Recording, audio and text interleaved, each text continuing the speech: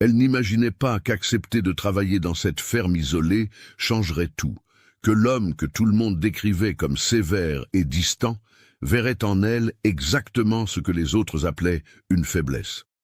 Pouvez-vous imaginer passer des années entières à être rejeté, à entendre que vous êtes trop délicate, trop fragile, trop calme pour être aimé, que chaque prétendant qui se présente vous regarde et ne voit que de l'inadéquation?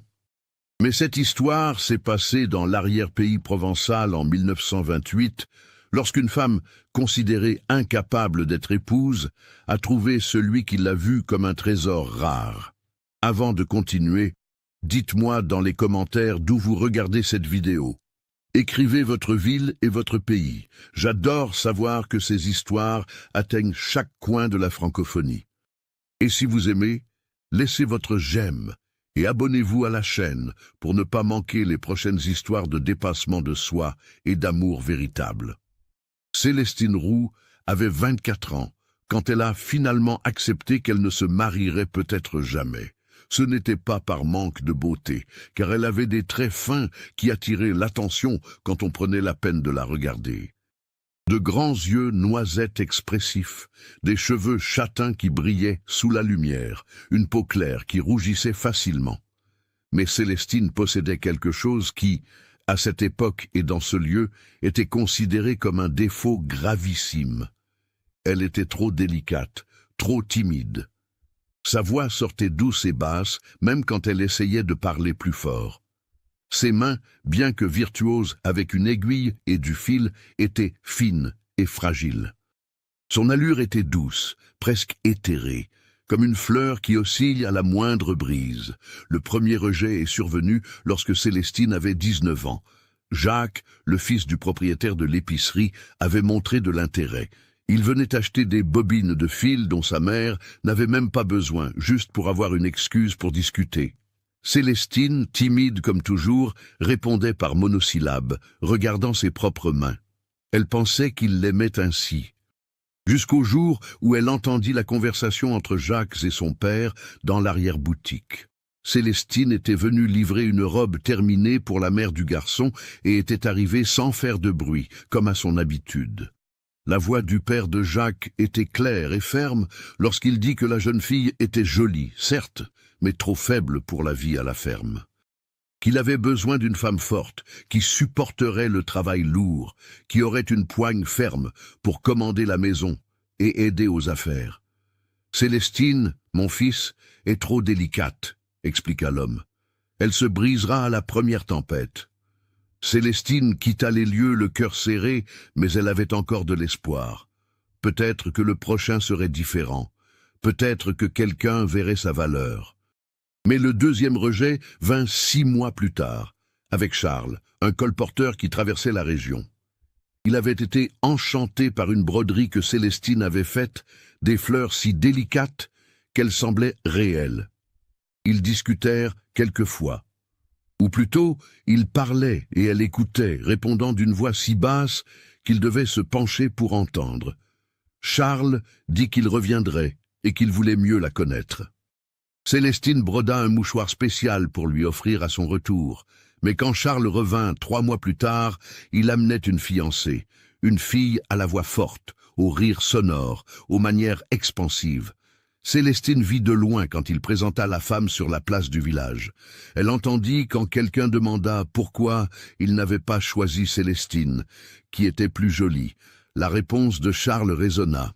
« Célestine est belle, mais j'ai besoin d'une femme qui sache parler aux clients, qui ait une forte personnalité, » dit-il. « Célestine est si calme qu'on dirait qu'elle va disparaître. » Les 3e, 4e et 5e rejets suivirent des motifs similaires. Des hommes qui s'intéressaient initialement, mais qui abandonnaient ensuite. Les raisons variaient dans les mots, mais étaient toujours les mêmes dans le sens. Trop faible, trop calme, trop délicate. Ne convient pas pour être femme de travailleur, ne supporte pas la routine lourde d'une ferme, n'a pas la force d'élever des enfants à la campagne. Célestine entendait tout, gardait chaque mot comme une blessure qui ne cicatrisait pas. Elle commença à se recroqueviller encore plus, à parler encore moins, à croire qu'il y avait vraiment quelque chose de profondément défectueux en elle, que sa nature douce et sensible était une malédiction, pas une bénédiction. Elle vivait avec sa mère, Madame Eulalie, une veuve qui soutenait la maison grâce à la couture. Célestine avait 3 frères plus jeunes, tous des hommes, qui travaillaient dans les fermes voisines. La maison était simple, 4 petites pièces à la sortie du village de Saint-Côme, dans l'arrière-pays. Célestine aidait sa mère avec les coutures, et en cela, elle était exceptionnelle. Ses broderies étaient les plus fines de la région, ses ourlets les plus parfaits, ses points si petits et réguliers qu'ils semblaient faits par des fées. Les femmes riches du village commandaient des robes et des trousseaux spécifiquement pour que Célestine les brode. Elle avait des doigts d'or, disait-elle, mais des doigts d'or ne servaient pas à trouver un mari quand le monde attendait des mains de fer.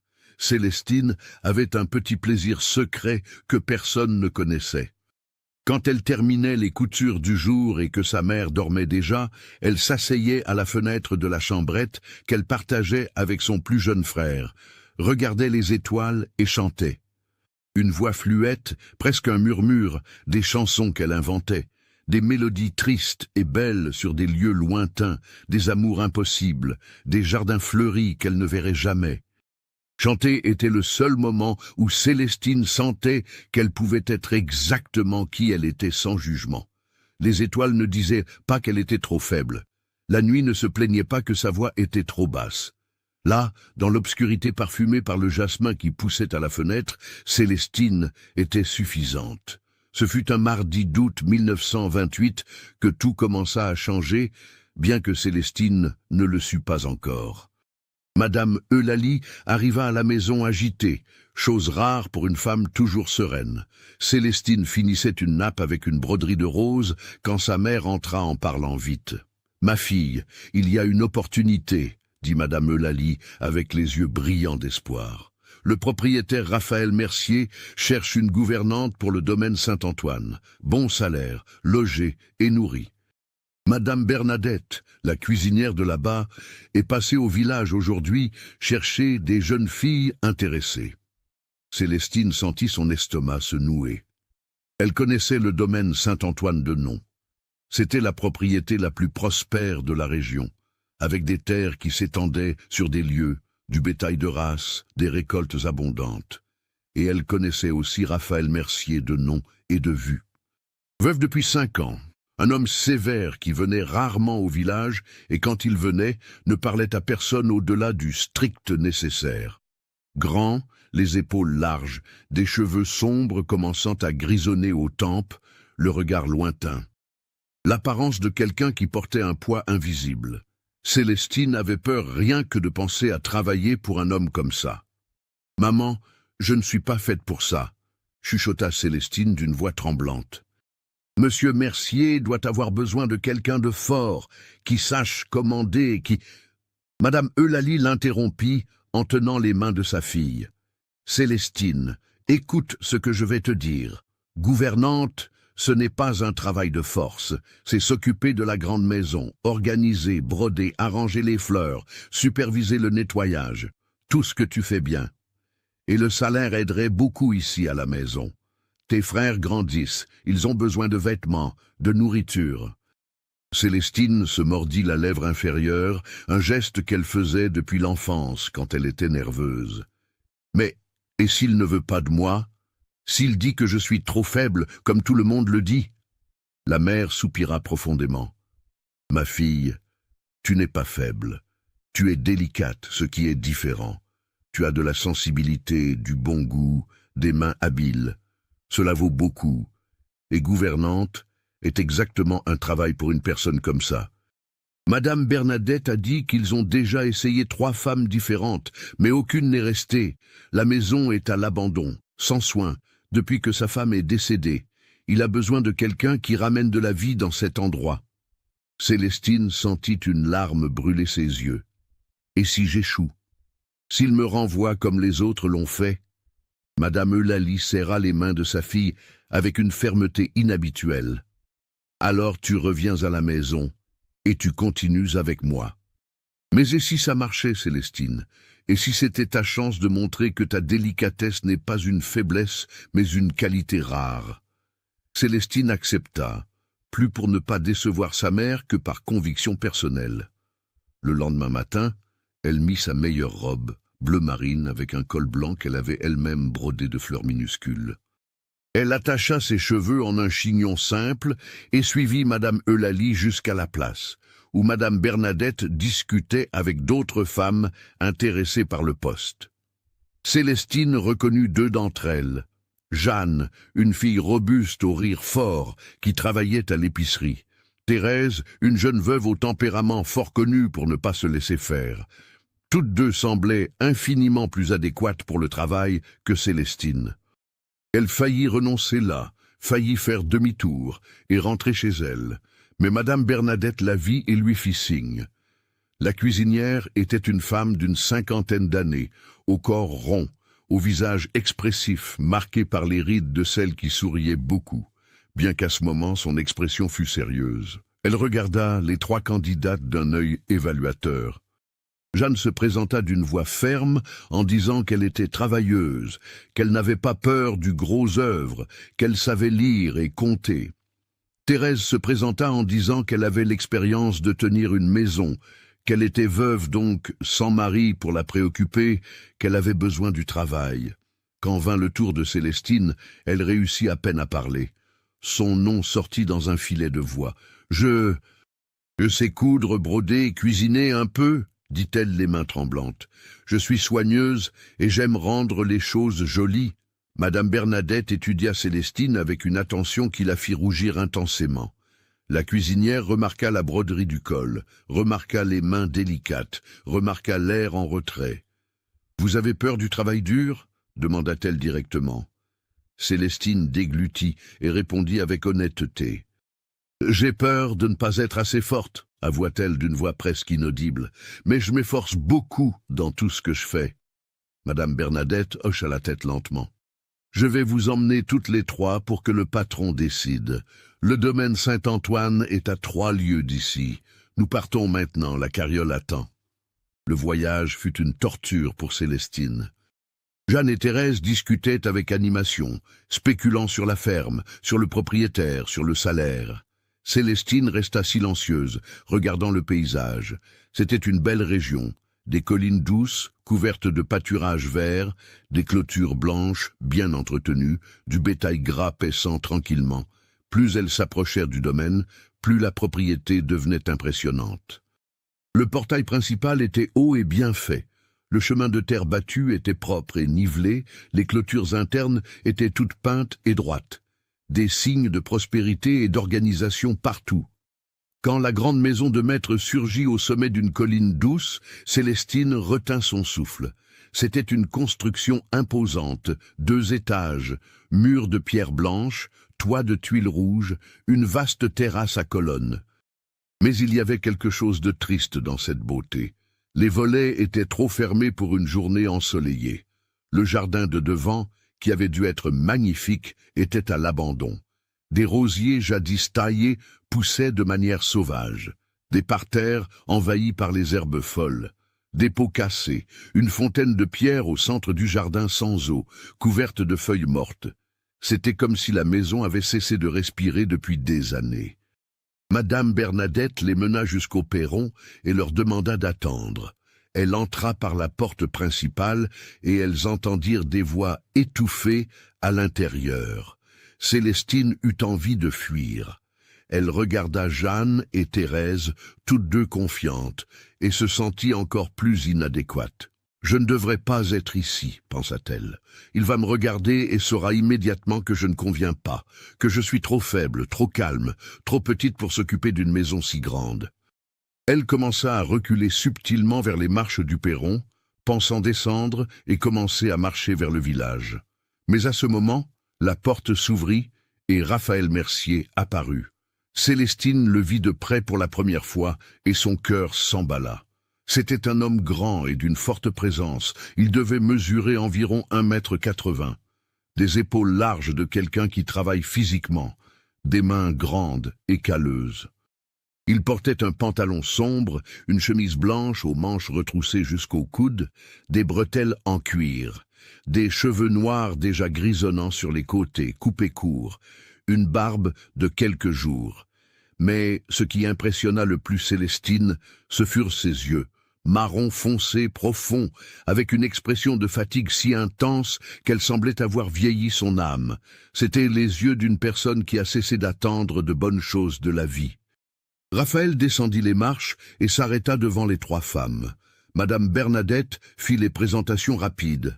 Il salua Jeanne d'un signe de tête, salua Thérèse de la même façon, et alors ses yeux se posèrent sur Célestine. Elle baissa le regard immédiatement, incapable de soutenir le poids de cette attention. Raphaël resta silencieux un moment qui parut une éternité. Puis il parla, et sa voix était grave, posée, prudente. « Je vais discuter avec chacune séparément, dit-il. Jeanne, vous pouvez entrer en premier. » Jeanne entra confiante. Célestine et Thérèse restèrent à attendre sur le perron. 15 minutes plus tard, Jeanne sortit, encore confiante, mais sans l'éclat initial dans les yeux. Puis, ce fut le tour de Thérèse, qui entra déterminée et sortit 20 minutes plus tard avec une expression pensive. Finalement, Raphaël apparut à la porte et prononça le nom de Célestine. Elle se leva sur des jambes flageolantes et entra. L'intérieur de la maison confirma l'impression extérieure. C'était luxueux, mais abandonné. Un vaste salon, avec des meubles en bois noble couverts de draps blancs pour protéger de la poussière. Des tapis persans roulés contre le mur, des lustres en cristal poussiéreux, des portraits aux murs obscurcis par le manque de nettoyage, des fleurs séchées dans les vases. Tout avait une couche de négligence, de temps arrêté.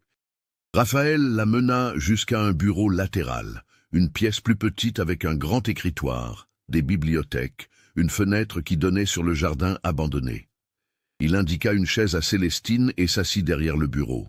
« S'il vous plaît, parlez-moi de vous, » demanda-t-il d'une voix neutre. Célestine se figea. Son esprit devint complètement blanc. Ses mains tremblaient sur ses genoux. Sa gorge était sèche. Elle ouvrit la bouche, mais aucun son ne sortit. Le silence s'étira, et elle sentit les larmes menacées. Elle allait échouer, elle allait être humiliée une fois de plus. Elle allait prouver qu'elle ne servait vraiment à rien. Mais alors, Raphaël fit quelque chose d'inattendu. Il se leva, alla jusqu'à une desserte latérale et servit un verre d'eau. Il l'apporta à Célestine et dit d'une voix plus douce. « Respirez profondément. Il n'y a pas de presse. » Célestine but l'eau avec des mains tremblantes et le liquide frais aida à délier sa langue. « Je m'appelle Célestine Roux, » réussit-elle à dire. « J'ai 24 ans. Je vis avec ma mère et mes frères à Saint-Côme. Je travaille dans la couture et la broderie. » Raphaël hocha la tête. « Madame Bernadette m'a raconté que vous avez des mains habiles. » Célestine confirma d'un timide signe de tête. Raphaël continua. « Célestine, je vais être direct avec vous. J'ai besoin de quelqu'un pour s'occuper de cette maison, organiser, nettoyer, faire en sorte qu'elle redevienne un foyer. Les 2 femmes qui sont venues avant vous 3 étaient compétentes, mais... » Il fit une pause, choisissant ses mots. Mais elle n'avait pas de délicatesse. Elle s'occupait de la maison comme si c'était une grange. Efficace, mais sans vie, sans beauté. Célestine leva les yeux surprise et rencontra son regard fixé sur elle. Raphaël continua. « Mon épouse, Hélène, est décédée il y a 5 ans. C'était une personne délicate, sensible. Elle savait transformer n'importe quel environnement. Une fleur dans un vase, une nappe brodée sur la table, des rideaux ouverts de la bonne façon.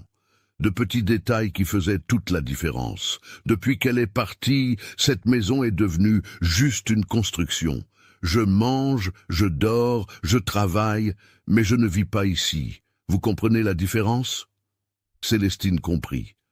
Elle comprit si profondément qu'elle sentit une larme couler sur son visage, avant de réaliser qu'elle pleurait. « Je comprends, oui, monsieur, » chuchota-t-elle. « Quand la personne délicate s'en va, le lieu reste juste un lieu. Il perd son âme. Raphaël sembla surpris par la réponse. Il se pencha légèrement en avant. Exactement, approuva-t-il d'une voix chargée d'émotions contenues. Et je ne veux pas seulement de l'efficacité. Je veux que cette maison retrouve une âme. Pensez-vous pouvoir faire cela? Célestine essuya ses larmes rapidement, honteuse. Pardon de pleurer, monsieur, dit-elle d'une voix étranglée. J'ai toujours été trop délicate, trop sensible. Les gens disent que c'est un défaut, que je suis faible. Raphaël secoua la tête. La délicatesse n'est pas une faiblesse, Célestine, c'est une qualité rare. La question est, voulez-vous essayer? Célestine regarda cet homme aux yeux fatigués, cette grande maison vide, cette opportunité improbable. Toute sa vie avait été une suite de rejets, de gens disant qu'elle ne convenait pas, qu'elle était inadéquate. Mais là se trouvait quelqu'un qui lui demandait si elle voulait essayer exactement parce qu'elle était délicate. C'était une offre qui semblait trop belle pour être vraie. Ou c'était un piège du destin préparant une nouvelle déception. Célestine respira profondément, rassembla tout le courage qu'elle possédait et répondit « Je veux essayer, monsieur. Je vais faire beaucoup d'efforts. Je vais bien prendre soin de votre maison. » Raphaël acquiesça, et pour la première fois depuis que Célestine l'avait vu, quelque chose qui pourrait être le début d'un sourire toucha ses lèvres. « Alors, c'est décidé. Vous commencez lundi. Madame Bernadette va vous montrer vos quartiers et expliquer la routine. Le salaire est de 400 francs par mois, logé, nourri et dimanche libre. Si vous avez besoin de quelque chose pour votre famille, prévenez-moi. » Célestine pouvait à peine y croire. 400 francs était une fortune pour quelqu'un comme elle. C'était plus du double de ce qu'elle obtenait avec les coutures. Elle réussirait à aider sa mère, à aider ses frères, et plus que l'argent, c'était une chance de prouver sa valeur. « Merci, monsieur, » dit-elle d'une voix brisée par l'émotion. « Je promets que vous ne le regretterez pas. » Raphaël redevint sérieux. « Célestine, une dernière chose. Cette maison porte beaucoup de tristesse, beaucoup de souvenirs difficiles. Peut-être sentirez-vous le poids de cela. Si à un moment c'est trop, dites-le-moi. Je ne veux pas que vous restiez par obligation ou peur. » Célestine acquiesça, sans comprendre complètement ce qu'il voulait dire. Plus tard, elle comprendrait. Plus tard, elle découvrirait que cette maison gardait non seulement de la tristesse, mais des secrets qui changeraient tout. Madame Bernadette attendait quand Célestine sortit du bureau. La cuisinière avait l'expression de celle qui savait déjà le résultat. Elle mena Célestine par un couloir latéral jusqu'à la partie arrière de la maison de maître, où se trouvaient les chambres des employés. C'étaient 3 petites chambres, mais confortables, au-dessus de la cuisine. « Vous resterez dans celle-ci, » expliqua Madame Bernadette en ouvrant la porte de la chambre du milieu. « C'est la meilleure. Elle a une fenêtre sur le verger et prend le soleil du matin. » La chambre était simple mais accueillante. Un lit en fer avec un matelas épais, une commode en bois sombre, une chaise, un petit secrétaire sous la fenêtre, une malle pour ranger les vêtements, des rideaux de tissu clair un peu élimés. Célestine regarda autour d'elle et sentit une vague de soulagement. C'était un espace, rien qu'à elle. La première fois de sa vie qu'elle aurait une chambre pour elle seule. « C'est parfait, » dit-elle avec sincérité. « Merci, Madame Bernadette. » La cuisinière croisa les bras et étudia Célestine avec attention. « Je vais vous dire une chose, ma petite, » dit-elle à voix basse. « Je ne sais pas pourquoi le patron vous a choisi. Vous ressemblez à un oisillon qui va tomber de la branche au moindre vent, mais il vous a choisi, alors il a vu quelque chose. » Célestine baissa les yeux. « Je sais que j'ai l'air faible, » murmura-t-elle, « mais je vais travailler dur, je vais prouver que je conviens. » Madame Bernadette soupira. « Ce n'est pas une question de travailler dur, mon enfant. Les 2 autres qui sont venus avant travaillaient aussi beaucoup. Elles nettoyaient tout, laissaient tout reluisant. Mais le patron les a renvoyées toutes les 2. Savez-vous pourquoi ?» Célestine secoua la tête. « Parce qu'elles étaient trop efficaces et pas assez humaines, » expliqua la cuisinière. « Elles traitaient la maison comme une machine, pas comme un foyer. » Elle déplaçait les objets de feu, Madame Hélène, sans respect, jetait des choses qu'elle trouvait inutiles, mais qui avaient une valeur sentimentale. L'une d'elles a même suggéré que le patron retire tous les portraits de son épouse parce que c'était morbide. Il a failli exploser. Célestine sentit un serrement au cœur. La maison entière était le mémorial d'une femme morte. Comment prendre soin de cela sans blesser? Comment apporter de la vie sans effacer la mémoire? Madame Bernadette continua. Je travaille ici depuis 20 ans. J'ai vu quand le patron a amené sa fiancée, j'ai vu le mariage, j'ai vu les années heureuses qu'ils ont eues, et j'ai vu quand elle est tombée malade. Ce fut rapide et cruel, une fièvre qui ne passait pas, une faiblesse croissante. En 3 mois, elle était morte. Le patron ne s'en est jamais remis. Il a fermé presque toute la maison, a verrouillé sa chambre à elle, a cessé de recevoir des visites. Il vit pratiquement seul dans son bureau et sa chambre. « Et il veut que je change cela ?» demanda Célestine d'une voix effrayée. Madame Bernadette haussa les épaules. « Je crois qu'il ne sait même pas ce qu'il veut, ma fille. Je sais juste qu'il meurt à petit feu dans cette maison fantôme. Peut-être réussirez-vous à aider ? Peut-être pas. Je vous préviens juste que ce ne sera pas facile. » Célestine déglutit. Rien dans sa vie n'avait été facile. Pourquoi cela le serait-il maintenant? Le reste de la journée, Madame Bernadette montra toute la maison, le grand salon, la salle à manger formelle, avec une table pour 12 personnes couverte d'un drap, la bibliothèque avec des centaines de livres poussiéreux, la salle de couture verrouillée qui avait été celle d'Hélène, la chambre d'amis, la salle de bain avec baignoire en porcelaine, et enfin le 2e étage. Là, il y avait 3 chambres. L'une était celle de Raphaël, porte fermée que Madame Bernadette n'essaya même pas d'ouvrir. Une autre était une chambre d'amis, et la 3e, porte fermée à clé, était la chambre d'Hélène. « Personne n'entre là », dit Madame Bernadette d'une voix grave. « Le patron la maintient fermée depuis qu'elle est morte. Lui seul a la clé. Vous allez nettoyer et organiser toute la maison, mais on ne touche pas à cette chambre. » Célestine regarda la porte de bois sombre, ornée de sculptures délicates, et sentit un frisson inexplicable. C'était comme si la tristesse de toute la maison était concentrée là, derrière cette porte verrouillée. « J'ai compris », chuchota-t-elle. « Je n'y toucherai pas. » Quand Célestine rentra chez elle cet après-midi-là, sa mère la reçut, anxieuse. « Et alors ?» demanda-t-elle avant même que Célestine ne fût complètement entrée. Elle sourit, la première fois depuis longtemps qu'elle souriait vraiment. « Il m'a embauchée, maman. Je commence lundi. » Madame Eulalie étreignit sa fille avec force, et Célestine sentit les larmes de sa mère mouiller son épaule. « Dieu merci, ma fille, Dieu merci. Je savais que ta délicatesse serait valorisée un jour. » Mais alors qu'elle se préparait à dormir ce soir-là, Célestine n'arrivait pas à chasser une sensation étrange. Raphaël avait dit que la maison portait de la tristesse. Madame Bernadette avait raconté l'histoire de la chambre fermée, du deuil qui ne finissait jamais. Et Célestine, allongée dans son lit étroit, regardant les étoiles par la fenêtre, se demanda dans quoi exactement elle s'était embarquée. Serait-elle capable d'apporter de la vie à une maison morte?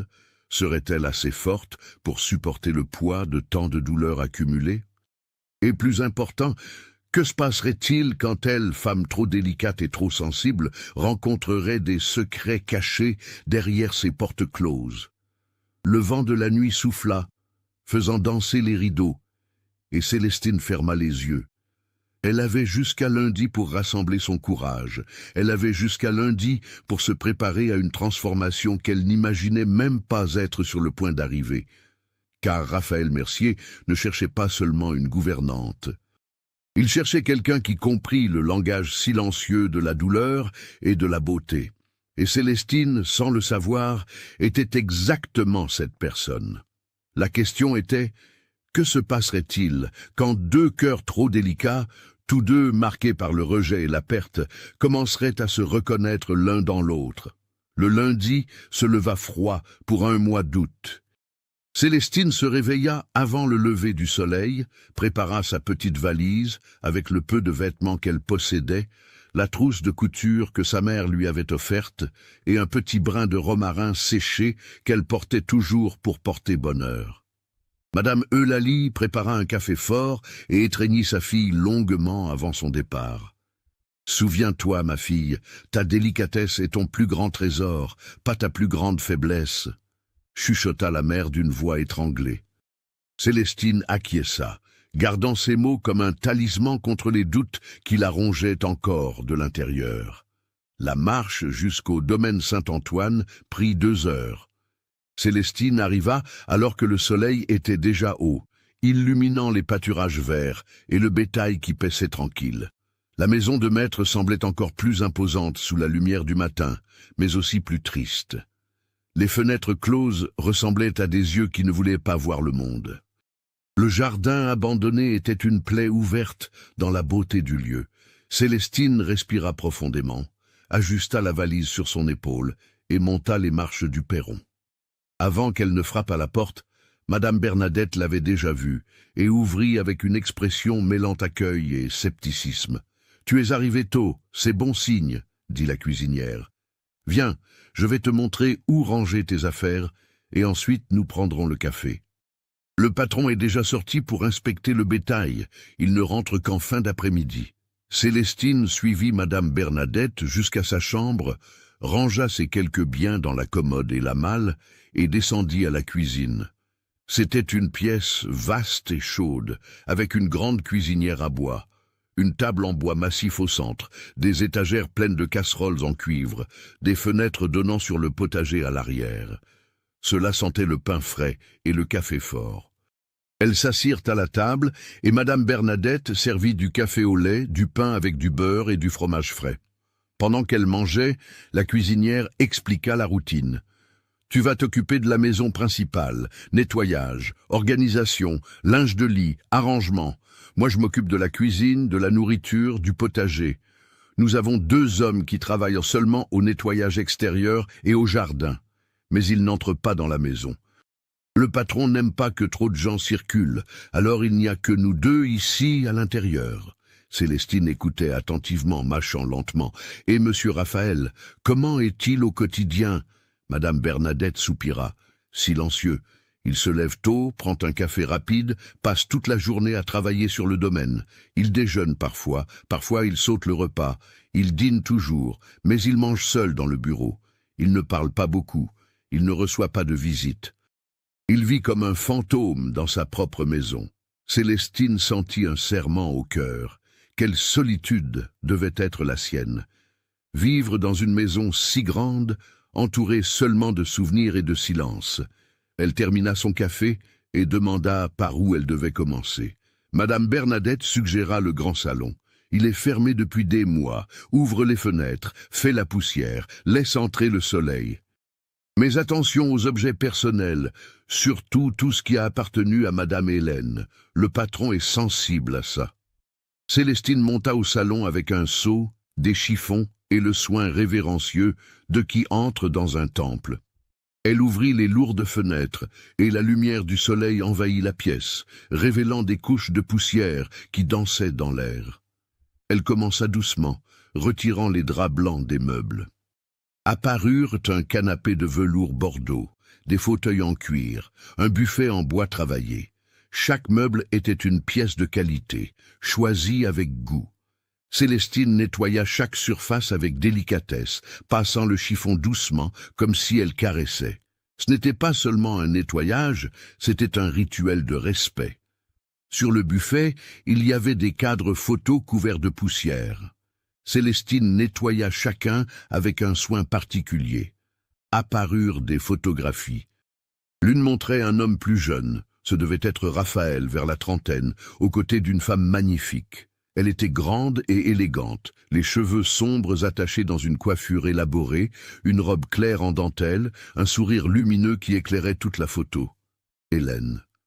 Célestine étudia ce visage et ressentit un mélange étrange d'admiration et « Comment pourrait-elle apporter de la vie à la maison d'une femme si rayonnante ? Comment ces petits gestes pourraient-ils combler le vide laissé par une présence si marquante? Mais Célestine chassa les pensées défaitistes et continua de nettoyer. Elle lustra chaque cadre jusqu'à ce qu'il brille, les arrangea sur le buffet avec soin. Elle nettoya les lustres en cristal, une tâche longue qui exigea de la patience pour nettoyer chaque pampille individuellement. Elle balaya, passa la serpillière sur le parquet à large latte. Quand elle eut fini, des heures plus tard, le salon avait recommencé à respirer. La lumière entrait par les fenêtres lavées, les meubles brillaient, l'air était frais. Mais il manquait encore quelque chose. Il manquait une âme, comme Raphaël l'avait dit. Célestine descendit jusqu'au jardin abandonné. Elle marcha entre les rosiers sauvages et trouva, cachés sous des branches incontrôlées, quelques roses qui fleurissaient encore. C'étaient des fleurs résistantes, d'un rouge profond, qui avaient survécu à l'abandon.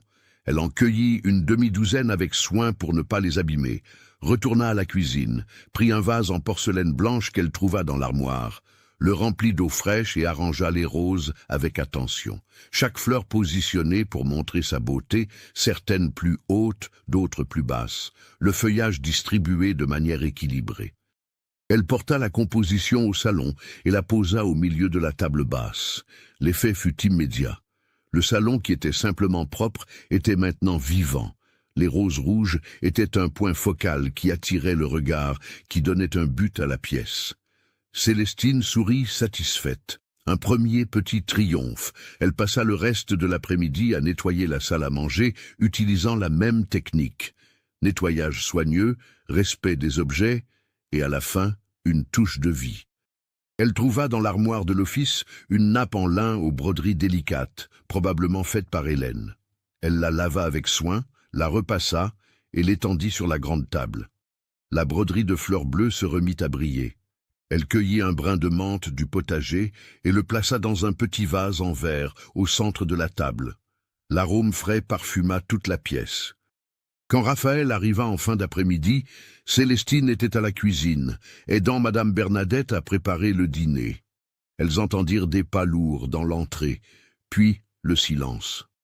Célestine s'essuya les mains nerveusement, se demandant si elle avait bien fait, s'il approuverait.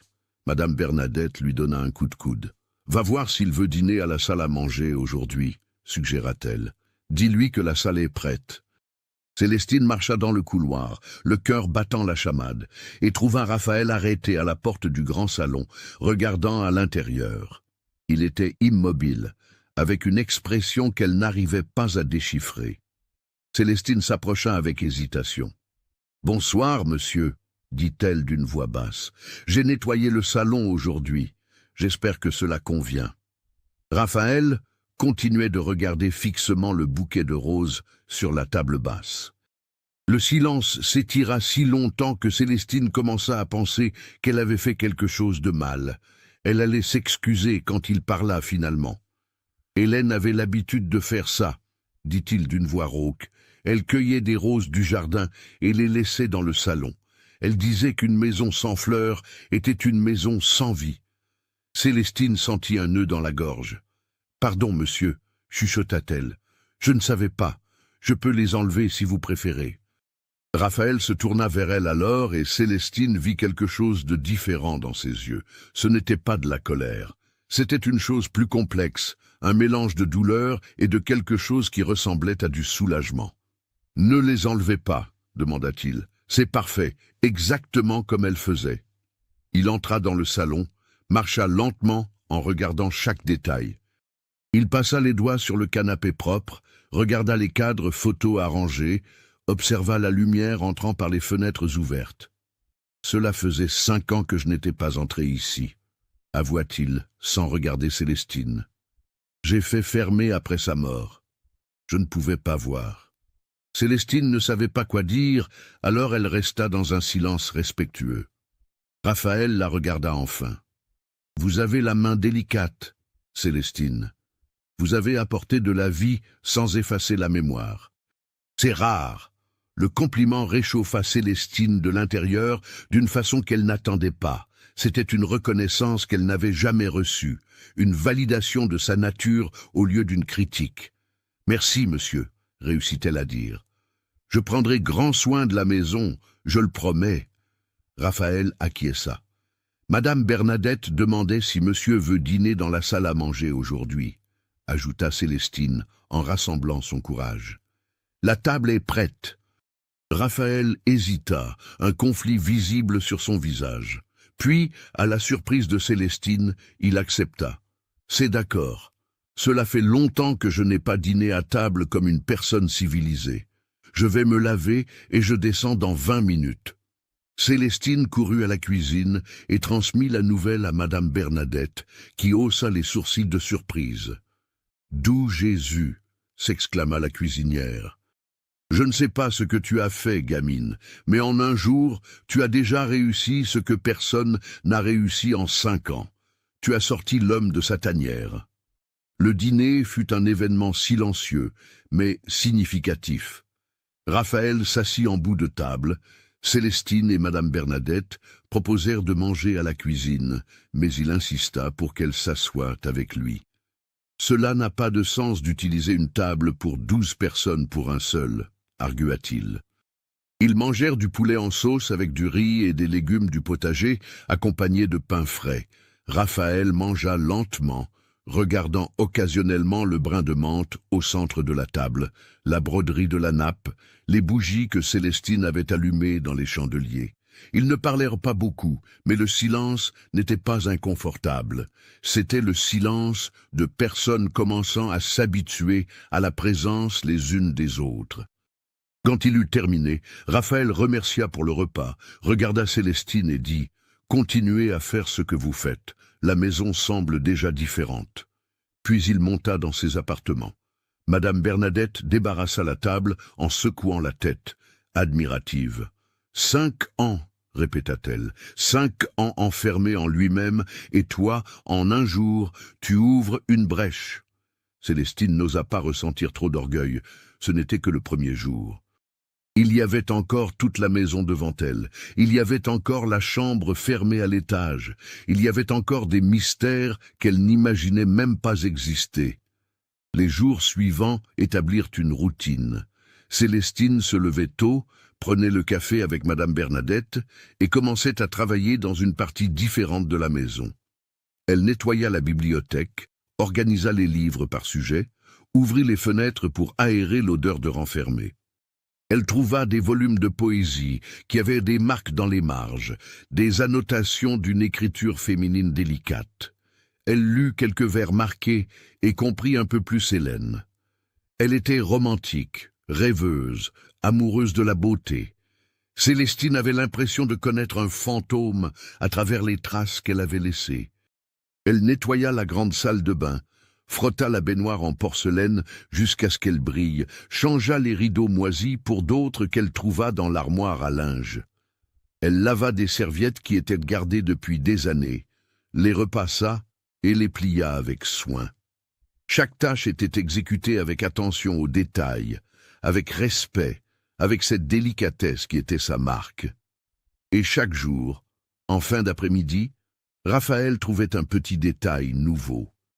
Des fleurs fraîches dans un vase, un rideau ouvert laissant entrer la lumière, des coussins arrangés sur le canapé, un livre de poésie laissé ouvert à une page spécifique sur la table de la bibliothèque. Ce fut le jeudi, 4e jour de Célestine à la ferme, qu'eut lieu le premier moment de réelle connexion entre elle et Raphaël. Célestine était dans la bibliothèque en train d'organiser les dernières étagères quand Raphaël entra de façon inattendue. Elle était debout sur le petit escabeau, atteignant des livres sur les étagères hautes, chantonnant doucement sans s'en rendre compte. C'était une mélodie triste et jolie, une des chansons qu'elle inventait dans ses nuits de solitude. Raphaël s'arrêta à la porte et resta à écouter. Célestine ne réalisa qu'elle n'était pas seule que lorsqu'elle se retourna avec une pile de livres dans les bras et faillit tomber de l'escabeau de surprise. Raphaël bougea vite, traversa la pièce en 3 longues enjambées et tint l'escabeau le stabilisant. Célestine descendit, le visage en feu de honte. « Pardon, monsieur » dit-elle haletante. « Je ne vous ai pas entendu entrer. » Raphaël tenait encore l'escabeau, assez proche pour que Célestine sente son odeur, un mélange de cuir, de terre et de quelque chose de boisé. « Vous chantez, observa-t-il. Célestine baissa les yeux. « Seulement quand je suis distraite. C'est une habitude bête. » Raphaël nia de la tête. « Ce n'est pas bête. Hélène aussi chantait en travaillant. Elle disait que la musique rendait les tâches plus légères. » Célestine leva les yeux et rencontra son regard. Pour la première fois, elle vit quelque chose au-delà de la tristesse. Il y avait de la curiosité, un intérêt sincère. Madame Hélène devait être une personne spéciale, dit Célestine avec sincérité. Tout ce que je trouve d'elle dans cette maison montre quelqu'un qui aimait la beauté et la délicatesse. Raphaël acquiesça, son expression s'adoucissant. Elle l'était. C'était le printemps sous forme humaine.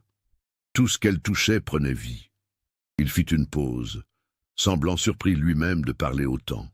« Vous me la rappelez en cela, » admit-il. « Vous avez la même façon délicate de transformer les lieux. » Le cœur de Célestine s'accéléra avec le compliment, mais aussi avec son poids. Elle ne voulait pas être la remplaçante d'une femme morte. Elle ne voulait pas être comparée. Elle voulait être vue pour elle-même. « Je ne veux prendre la place de personne, » dit-elle tout bas. « Je veux juste aider la maison à respirer de nouveau. » Raphaël l'étudia un long moment. « Vous ne prenez la place de personne, Célestine, » dit-il d'une voix gentille. « Vous créez votre propre espace. Et c'est bien. C'est ce dont cette maison a besoin.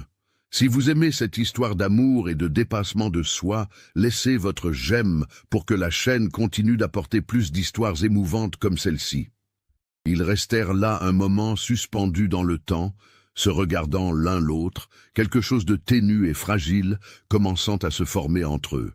Puis Raphaël s'éclaircit la gorge, fit un pas en arrière. « Je suis venu chercher un livre de contes, » expliqua-t-il. « Désolé d'avoir interrompu. » Célestine secoua la tête. « Vous n'avez pas interrompu, monsieur. Prenez ce dont vous avez besoin. » Raphaël prit le livre qu'il cherchait et sortit. Mais avant de franchir la porte, il se retourna. « Célestine, vous pouvez m'appeler juste Raphaël.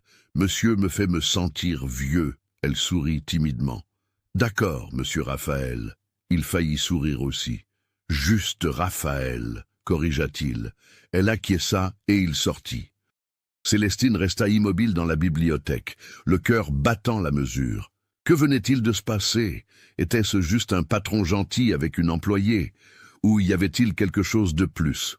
Elle chassa ses pensées. C'était dangereux de ressentir quoi que ce soit. Raphaël était un veuf, encore en deuil, un homme riche et propriétaire terrien. Elle n'était qu'une gouvernante, une femme pauvre et sans dot, trop délicate pour aspirer à autre chose qu'un travail honnête. Mais quand elle se coucha ce soir-là, elle ne put s'arrêter de penser à la façon dont il l'avait regardée, au ton de sa voix quand il avait dit qu'elle créait son propre espace. Ce fut le lendemain, vendredi de la première semaine, que Célestine découvrit quelque chose qui changerait tout. Elle nettoyait le couloir du deuxième étage, évitant soigneusement la porte verrouillée de la chambre d'Hélène, quand elle remarqua quelque chose d'étrange. Le parquet devant la porte avait des taches sombres, qui ne partaient pas au nettoyage normal. Elles semblaient anciennes, du genre qui pénètre profond dans le bois. Célestine frotta plus fort, utilisant un savon plus puissant, mais les taches restaient. Elle était si concentrée qu'elle n'entendit pas les pas dans l'escalier. « Que faites-vous » La voix derrière elle la fit sursauter de peur. Célestine se retourna et vit un homme qu'elle ne connaissait pas. Il était grand, bien habillé avec des vêtements chers, cheveux sombres peignés à la brillantine, moustache taillée avec précision et une expression d'arrogance sur le visage. Il avait une certaine ressemblance avec Raphaël dans les traits. Mais là où Raphaël avait de la profondeur et du poids, cet homme avait de la superficialité et du calcul dans les yeux. « Pardon, monsieur, » dit Célestine en se relevant rapidement. « Je suis Célestine, la nouvelle gouvernante. Je nettoie. » L'homme l'étudia de haut en bas avec un regard qui la fit se sentir exposée et mal à l'aise. « Gouvernante, répéta-t-il avec un ton qui n'était pas tout à fait du dédain, mais s'en approchait. Encore une. Et combien de temps celle-ci va-t-elle durer? Célestine ne sut que répondre. L'homme continua sans attendre. Je suis Philippe Mercier, le cousin de Raphaël. Je gère une partie des affaires du domaine. Et vous êtes? Célestine répéta son nom et expliqua qu'elle avait commencé il y a moins d'une semaine. Philippe acquiesça, mais il y avait quelque chose dans ses yeux qu'elle n'aima pas. C'était une évaluation froide, calculatrice, comme s'il mesurait quelle menace elle représentait. « Intéressant, dit-il. Raphaël a finalement décidé d'embaucher quelqu'un. Et il a choisi une petite chose délicate. Vous avez l'air de vous briser au moindre vent fort. » Célestine sentit une vague de colère familière, la même qu'elle ressentait chaque fois que quelqu'un la diminuait pour son apparence. Mais elle ravala sa colère et répondit avec politesse.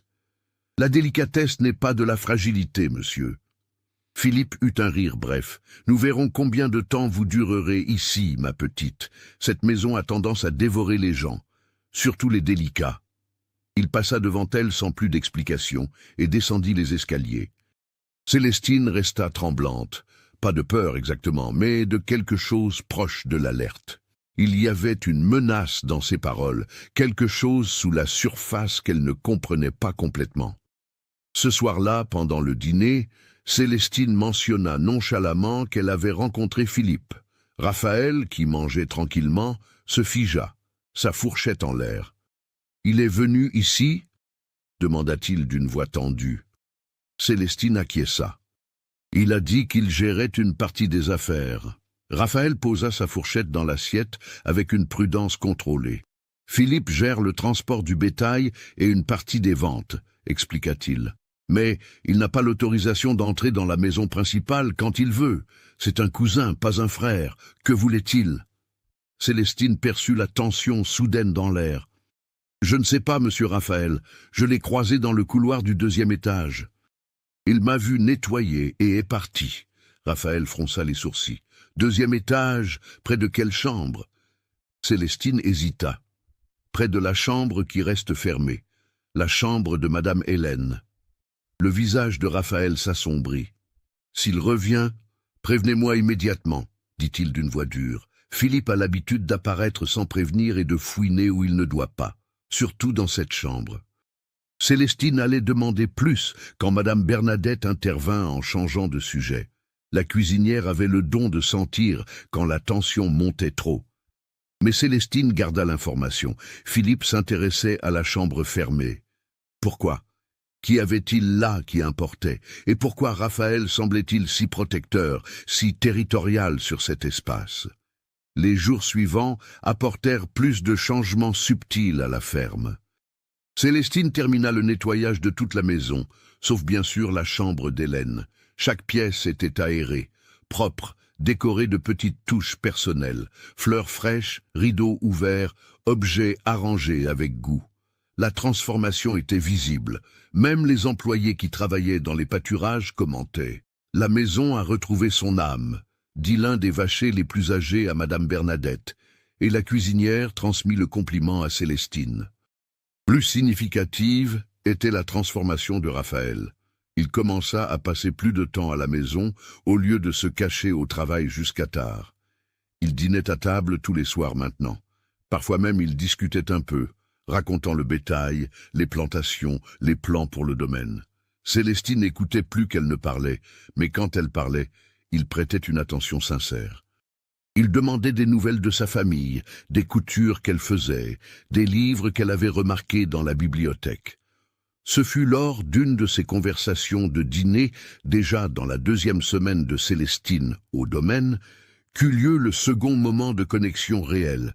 Raphaël mentionna qu'il avait des difficultés avec la correspondance commerciale, que son écriture était terrible et qu'il n'arrivait pas à rédiger les lettres formelles que les acheteurs de bétail attendaient. Célestine, sans trop réfléchir, proposa d'aider. « Je sais bien écrire, » dit-elle timidement. « Je pourrais mettre les lettres au propre pour vous. » Raphaël la regarda avec surprise. « Vous savez écrire ?» Célestine confirma. « Ma mère a tenu à ce que j'apprenne. » Elle disait que c'était important, même pour une femme. Je sais bien lire et écrire. Raphaël l'étudia un moment. Ce serait très utile, admit-il. J'ai une pile de courriers en retard. Si vous pouviez mettre au propre pendant vos heures creuses, je paierais un supplément. Célestine secoua la tête. Pas besoin de payer en plus. Cela fait partie de l'aide. Raphaël insista. Non, Célestine, c'est du travail supplémentaire. Je paierai. C'est décidé. Elle vit qu'il était inutile d'argumenter et accepta. À partir de là, Célestine commença à passer une partie des après-midi dans le bureau, assise au petit secrétaire près de la fenêtre, mettant au propre les lettres que Raphaël écrivait d'une écriture griffonnée. C'était un travail qu'elle adorait. Les mots coulaient sous sa plume, une écriture délicate et lisible, transformant ses gribouillages en correspondance professionnelle adéquate. Raphaël travaillait souvent à son propre bureau pendant qu'elle écrivait, et l'ambiance se remplissait du son du grattement des plumes sur le papier, du tic-tac de l'horloge murale, du chant des oiseaux qui entraient par la fenêtre ouverte. Parfois, Raphaël s'arrêtait pour l'observer écrire, admirant la délicatesse de son écriture, la concentration sur son visage. Parfois, leurs yeux se croisaient accidentellement et tous deux détournèrent le regard rapidement, mais pas assez vite pour cacher quelque chose qui commençait à grandir. C'était une attirance subtile, délicate comme tout chez Célestine, mais elle était là. Un flirt indirect de regard qui durait une seconde de trop, de proximité quand il se penchait pour vérifier une lettre et se tenait trop près, de remerciements qui venaient sur un ton plus doux que nécessaire. Madame Bernadette le remarqua. Bien sûr qu'elle le remarqua. Une cuisinière qui travaillait là depuis 20 ans savait lire les signes. Elle prit Célestine à part un certain jour et demanda directement « Tu t'attaches au patron, gamine ?» Célestine rougit violemment. « Non, Madame Bernadette, je travaille juste ici. » La cuisinière lança un regard sceptique. « Je sais ce que c'est. Il revient à la vie, et tu es la raison. Naturel que des sentiments apparaissent. Mais fais attention, Célestine. C'est un veuf en deuil. Tu es une employée. Le monde ne voit pas d'un bon œil ce genre de choses. » Célestine savait que Madame Bernadette avait raison. Elle savait qu'elle marchait sur un terrain dangereux. Mais comment contrôler son cœur? Comment empêcher un sentiment qui grandissait chaque fois que Raphaël souriait vraiment pour la première fois depuis qu'elle le connaissait? Chaque fois qu'il la remerciait pour un petit détail dont elle s'était occupée, chaque fois qu'ils se regardaient et que l'air se chargeait de non-dits, elle essayait de se discipliner, de garder ses distances, de se rappeler sa place. Mais c'était de plus en plus difficile. Ce fut la 3e semaine, un samedi après-midi, que tout commença à se compliquer. Célestine était dans le jardin, à essayer de dompter les rosiers sauvages. Elle avait demandé la permission à Raphaël et il avait accepté, suggérant même d'appeler un des hommes pour aider aux grosses œuvres. Mais Célestine préféra commencer seule, taillant les branches plus fines, planifiant comment restaurer la beauté que le jardin avait eue un jour. Elle était si concentrée qu'elle n'entendit pas les chevaux arriver. Philippe apparut avec 2 autres hommes, tous bien habillés, clairement des amis de sa classe sociale. Ils mirent pied à terre devant la maison, et Philippe vit Célestine dans le jardin. « Regardez ça !» aplatit la voix haute pour ses amis. « La petite gouvernante s'est faite jardinière. Tu n'as pas d'autre talent caché, ma petite ?» Les amis rirent avec une insinuation désagréable. Célestine sentit son visage brûler, mais continua de travailler, les ignorant. Philippe s'approcha de la barrière basse qui séparait le jardin de l'entrée. « Raphaël est là ?» demanda-t-il sur un ton qui n'était pas vraiment une question. « Il est dans les pâturages », répondit Célestine sans le regarder. Philippe eut un rire. « Toujours au travail. L'homme va mourir de trop travailler s'il ne fait pas attention. Ou de solitude. Ou des deux. » Il fit une pause, regardant Célestine avec une expression calculatrice. « À moins qu'il n'ait trouvé de la compagnie ici même à la maison. C'est ça, ma petite. Tu tiens compagnie à mon cousin ?» Célestine lâcha le sécateur et dévisagea Philippe. « Du respect, monsieur Philippe, » dit-elle d'une voix tremblante mais ferme. « Je suis employé ici, pas votre source de divertissement. » Philippe leva les mains dans un geste de fausse paix. « Du calme, j'observe juste. C'est intéressant comme Raphaël engage une fille délicate et jolie et soudain passe plus de temps à la maison. Ça fait réfléchir, non ?» Célestine ne répondit pas. Elle se tourna et rentra dans la maison, ignorant les rires des trois hommes. À l'intérieur, elle tremblait de colère et d'humiliation. Madame Bernadette vit son état et l'emmena à la cuisine, lui fit une tisane calmante. « Que s'est-il passé ?» demanda-t-elle. Célestine raconta l'épisode avec Philippe et ses commentaires.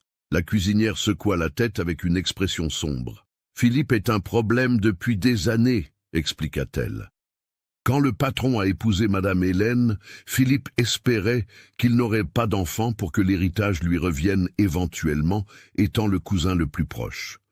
Quand Madame Hélène est morte sans laisser d'héritier, Philippe s'est encore plus intéressé. Il rôde toujours, suggérant toujours d'aider plus aux affaires, d'habiter à la maison principale. Le patron le garde à distance, mais Philippe est persistant. « Et qu'est-ce que j'ai à voir avec ça ?»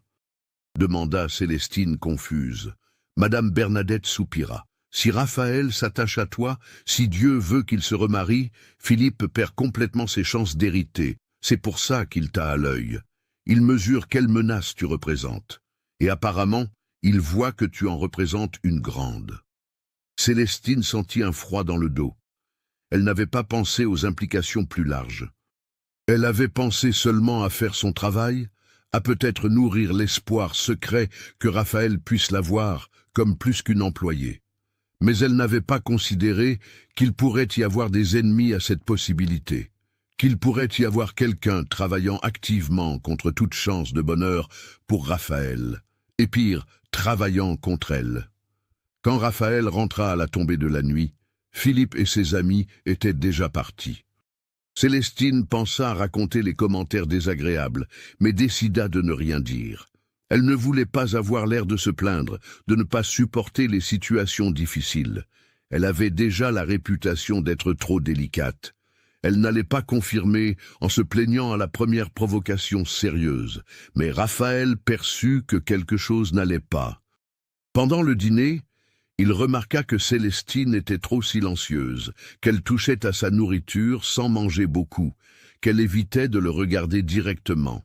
« Philippe a été ici ?» demanda-t-il soudain. Célestine leva les yeux surprise. « Comment le saviez-vous » Raphaël eut un demi-sourire sans humour. « Je reconnais les signes. Quand Philippe passe, il laisse une traînée de malaise. Qu'a-t-il dit » Célestine hésita, mais décida de dire partiellement la vérité. « Il a fait des commentaires inappropriés. Il a suggéré des choses qui n'étaient pas vraies. » Raphaël serra la mâchoire. « Je vais lui parler, » dit-il d'une voix dure. « Il n'a pas le droit de vous importuner. »« S'il vous plaît, non, » demanda Célestine rapidement. « Ça ne fera qu'empirer les choses. Il essayait juste de me provoquer. » Raphaël l'étudia. « Célestine, vous n'avez pas à supporter l'irrespect, peu importe de qui il s'agit. »« Je peux gérer ça, » insista-t-elle. « S'il vous plaît. » La dernière demande sortit presque comme une supplique. Raphaël n'aima clairement pas ça, mais accepta à contre-cœur. « C'est d'accord, mais s'il dépasse les bornes à nouveau, racontez-moi. » Promis ? Célestine promit, mais quelque chose avait changé. Il y avait une tension nouvelle dans l'air, la conscience que des forces extérieures observaient, jugeaient, planifiaient. Cette nuit-là, Célestine dormit mal. Elle rêva de portes verrouillées, de taches sur le sol qui ne partaient pas, d'hommes riant d'elle. Elle se réveilla avant l'aube avec une sensation d'inquiétude. Elle s'habilla et descendit à la cuisine, pensant commencer la journée tôt. Mais quand elle passa par le couloir qui menait au bureau, elle vit de la lumière allumée à l'intérieur. C'était étrange. Raphaël ne travaillait jamais si tôt. Célestine s'approcha doucement et regarda par la porte entrebâillée. Raphaël était assis au bureau, la tête entre les mains, dans une posture d'épuisement total. Sur la table devant lui, il y avait une bouteille de whisky à moitié vide et un verre. Il ne semblait pas ivre, juste fatigué d'une façon qui allait au-delà du physique. C'était une fatigue de l'âme. Célestine resta paralysée, sans savoir si elle devait entrer, si elle devait reculer silencieusement, si elle devait offrir de l'aide. Ce fut alors que Raphaël leva la tête et la vit. Un instant, ils restèrent juste à se regarder à travers la pénombre de l'aube. Puis Raphaël parla d'une voix rauque. « Désolé, je ne voulais pas que quelqu'un me voie ainsi. » Célestine entra dans le bureau. « Pas besoin de s'excuser, dit-elle doucement. Tout le monde a des nuits difficiles. » Raphaël eut un rire amer. « J'ai des nuits difficiles depuis 5 ans. Vous n'en voyez qu'une seule. » Célestine s'approcha lentement, comme on s'approcherait d'un animal blessé. « Puis-je faire quelque chose? Du thé? Du café ?» Il secoua la tête. « Asseyez-vous juste avec moi un peu, si ce n'est pas gênant. » Célestine tira la chaise où elle avait l'habitude de s'asseoir pour écrire les lettres et s'assit. Le silence s'installa, mais il n'était pas inconfortable.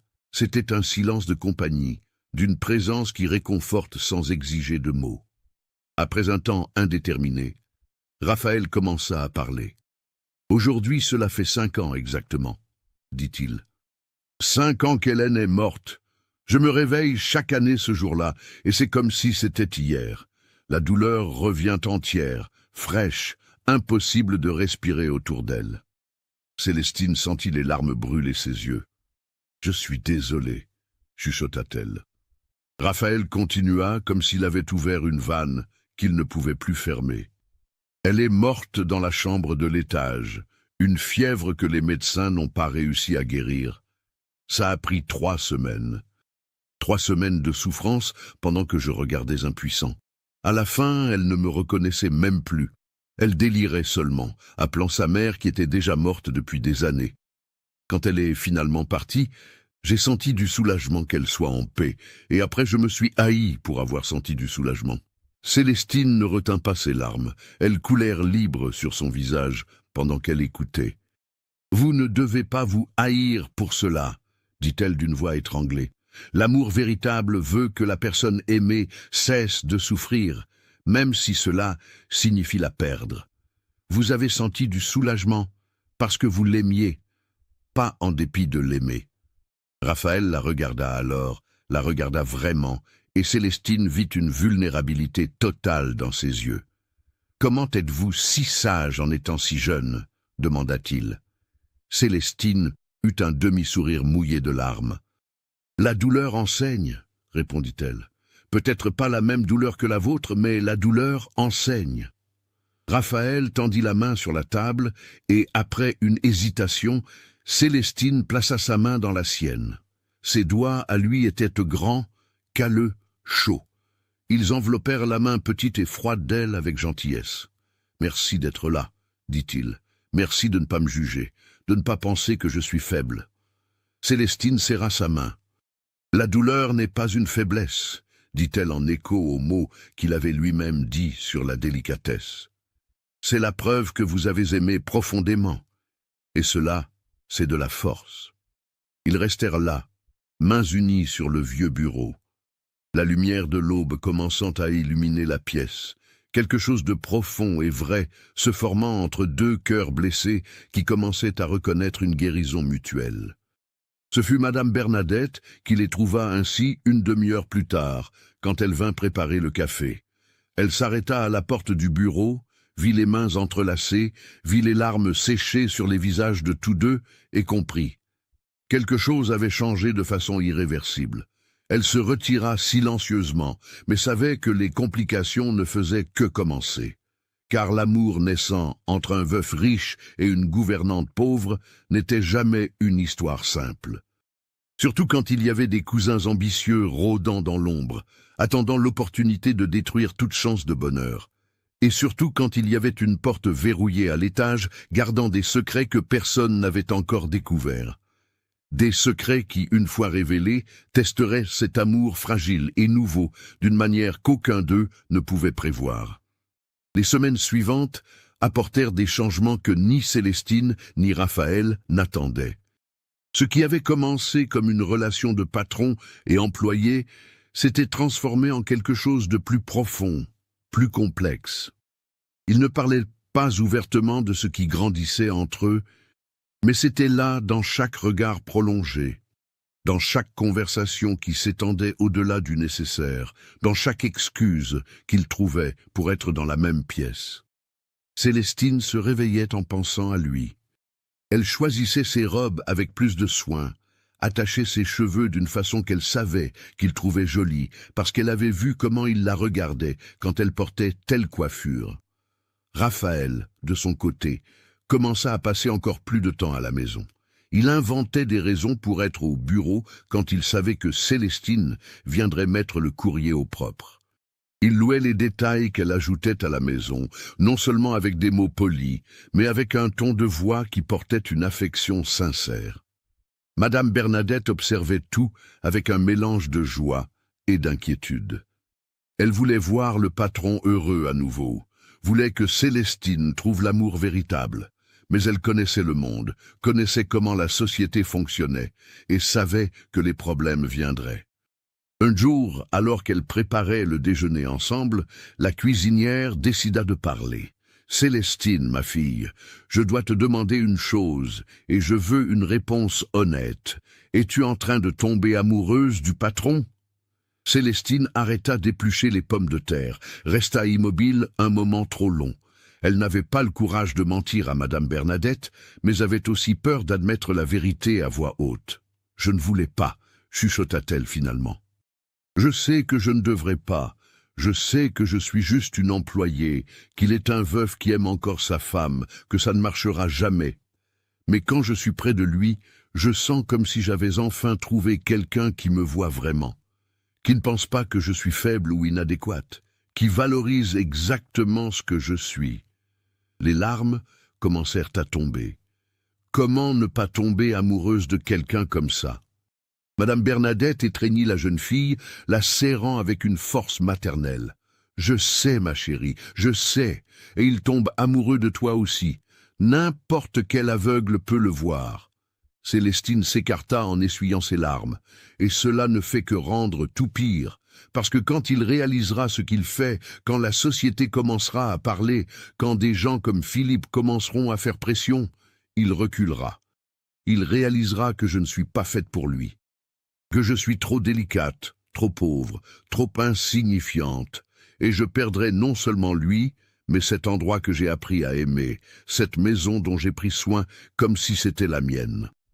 Madame Bernadette prit le visage de Célestine entre ses mains. « Écoute ce que je vais te dire, tu n'es pas insignifiante, et si Raphaël est l'homme que je pense qu'il est, il ne laissera pas le monde décider pour lui.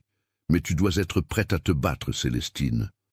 Parce que ce ne sera pas facile. » Comme pour prouver les mots de Madame Bernadette, Philippe intensifia ses attaques. Il commença à apparaître au domaine plus fréquemment, toujours avec des excuses liées aux affaires, mais clairement seulement pour observer, pour faire pression, pour semer le doute.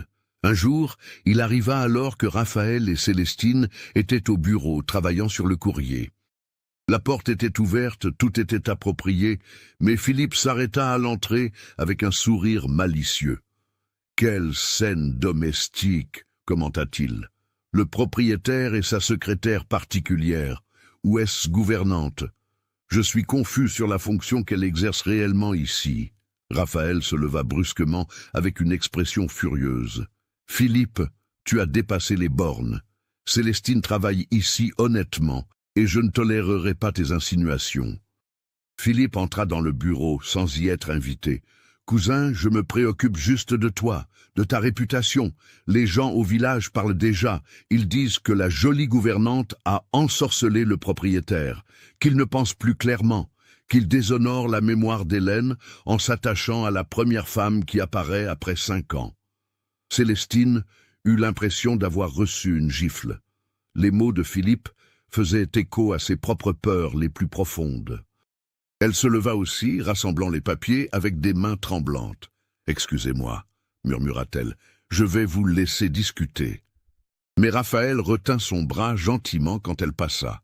« Non, » dit-il d'une voix ferme. « Vous restez, c'est Philippe qui va sortir. » Il dévisagea le cousin. « Tu n'as pas le droit de venir chez moi faire des accusations. Tu n'as pas le droit de parler d'Hélène comme si tu la connaissais. et tu n'as certainement pas le droit d'offenser Célestine. Philippe rit sans humour. La défendre comme ça ne fait que prouver mon point, Raphaël. Tu es aveugle. Cette femme est arrivée ici il y a moins de 2 mois et elle t'a déjà mangeant dans sa main. Tu ne vois pas qu'elle sait exactement ce qu'elle fait ? Se montrant délicate et vulnérable pour que toi, le veuf solitaire, tu te sentes nécessaire ?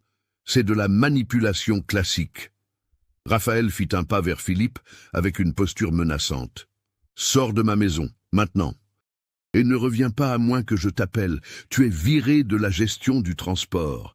Je vais engager quelqu'un d'autre. » Le visage de Philippe devint rouge de colère. « Tu commets une erreur, cousin, une erreur que tu regretteras. Quand cette petite bonne femme te quittera ou te décevra, ne viens pas pleurer. Et quand tu auras besoin d'une vraie famille, tu découvriras que tu as aliéné les seules personnes qui se soucient de toi. » Il sortit en claquant la porte avec une force qui fit trembler les tableaux au mur. Célestine tremblait aussi. « Monsieur Raphaël, chuchota-t-elle, peut-être a-t-il raison.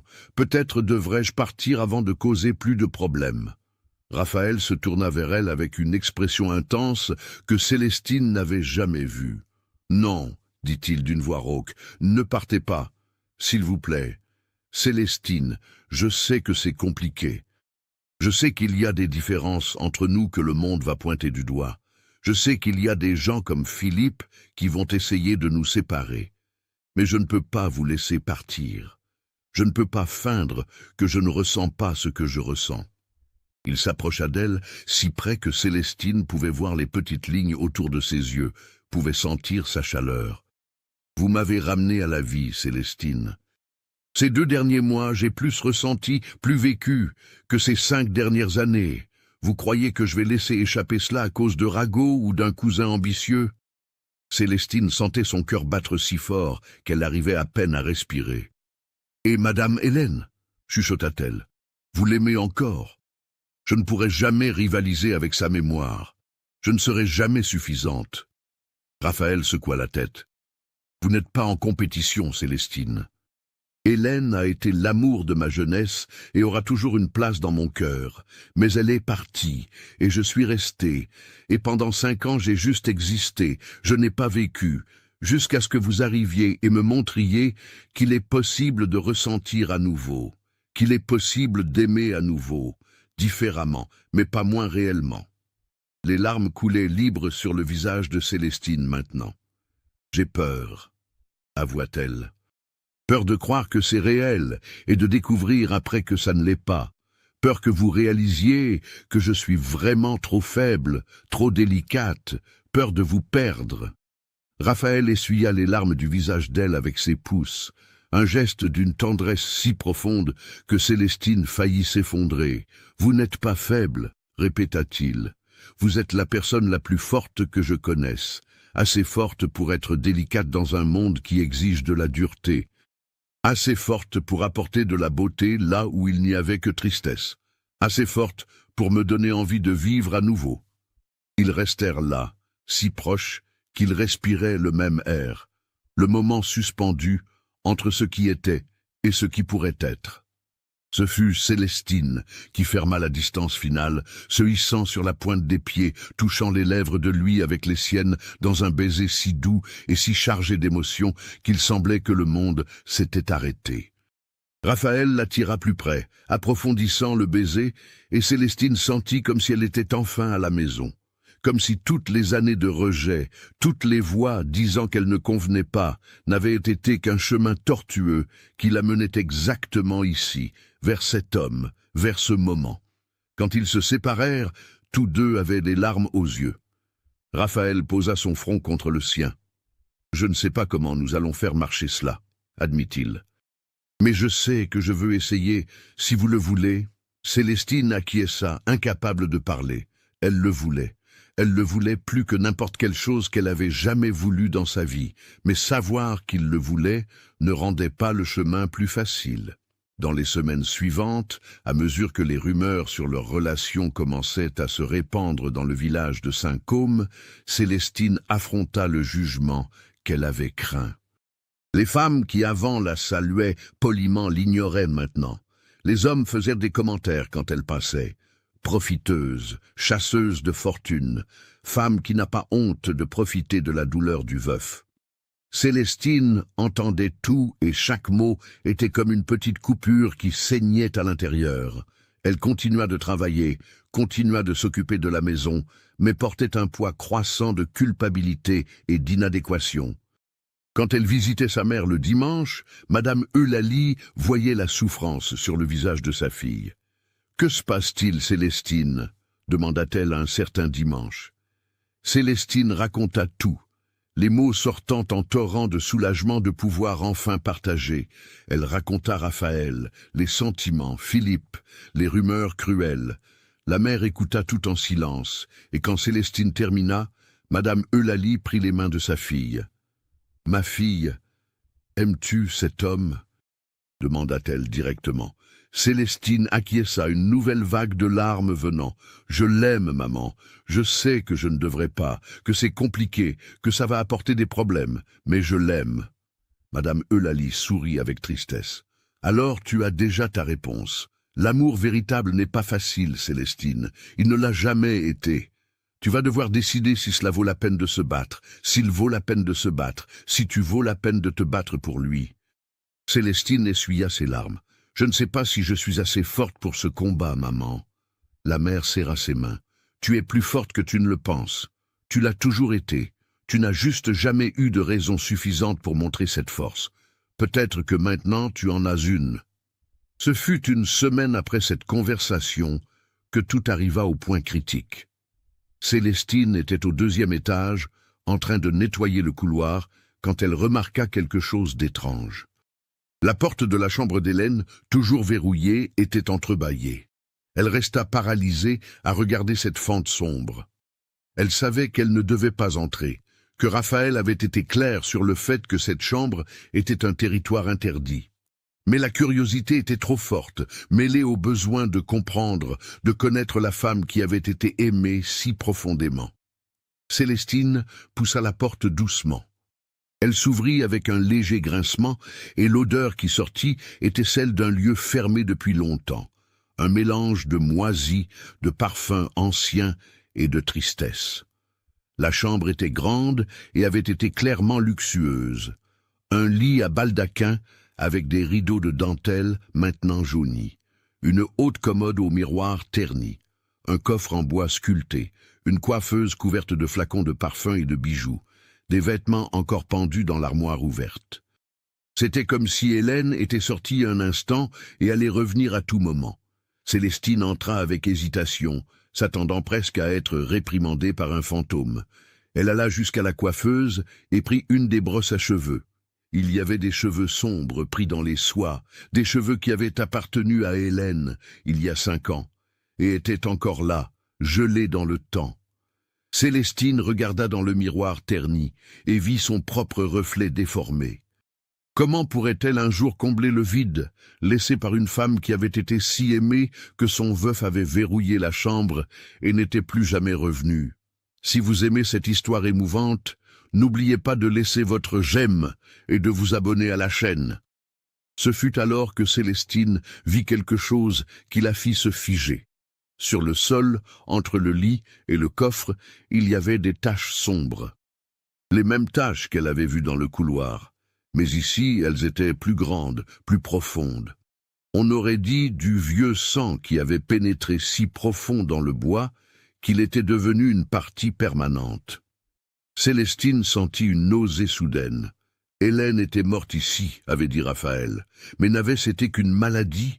Pourquoi y aurait-il autant de sang? Et pourquoi ces taches dans le couloir comme si quelque chose avait été traîné? Célestine était si absorbée dans ses pensées perturbantes qu'elle n'entendit pas les pas dans les escaliers. Elle ne réalisa qu'elle n'était pas seule jusqu'à ce qu'une voix derrière elle la fasse sursauter de peur. « Vous avez trouvé quelque chose d'intéressant » Philippe était à la porte avec une expression triomphante. Il vit Célestine dans la chambre interdite et saliva pratiquement devant l'opportunité. Raphaël allait adorer savoir que sa précieuse gouvernante ne respectait pas les limites, qu'elle envahissait des lieux qui avaient été explicitement marqués comme interdits. Célestine sortit de la chambre rapidement. La porte était ouverte, tenta-t-elle d'expliquer. Je n'ai rien forcé. Philippe eut un rire cruel. Et vous pensez que cela importe? Vous êtes entré là où vous ne deviez pas. Vous avez violé sa confiance. Quand il le saura, il vous renverra.